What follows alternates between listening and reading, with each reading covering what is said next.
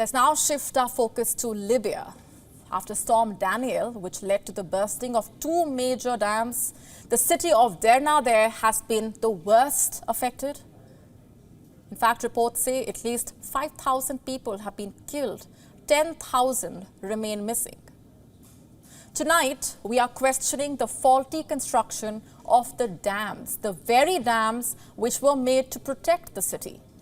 The structures which are meant to absorb enormous amounts of water. So should we blame the heavy rain or the ones who built the dam? And who constructed the dams anyway? Why did innocent people pay the price for the faulty dams? Our next report getting you these answers.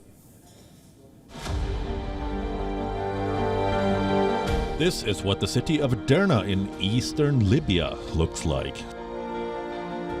Storm Daniel has wreaked havoc and two dams collapsed due to heavy rain, which unleashed a torrent of water down River Wadi Derna.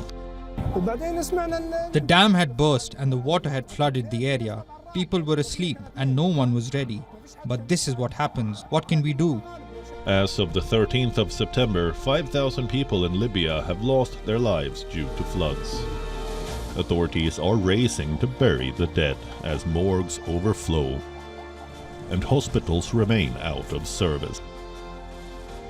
Libyans are burying bodies in poorly constructed mass graves.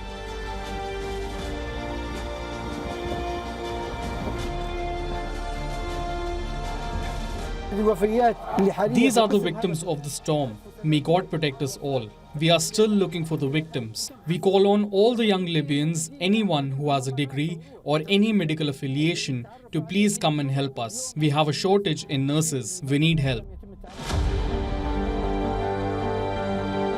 Emergency teams are searching through piles of debris for survivors, but hospitals are struggling to admit the rising number of victims. Why? Because the doctors and staff are busy flushing out the water. This is just a glimpse of what hospitals are dealing with. Patients are being evacuated, and rescue teams are transferring survivors to other health centers.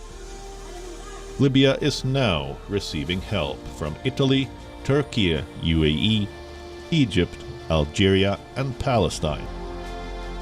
Experts are pointing at the faulty construction of the two dams which collapsed. You see, the city of Derna has witnessed a series of floods in the past.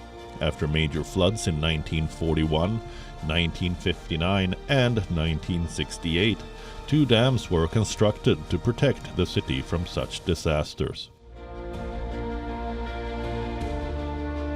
But the Yugoslavian company which built the dams left loose ends. The lower dam, called the Abu Mansour Dam, was built only 1 kilometer upstream of the city. Such a short distance would leave minimal chance for the water to dissipate. This led to the city receiving the full force of the torrent. The dams had a core made of compacted clay, and the outer shell was made of stone.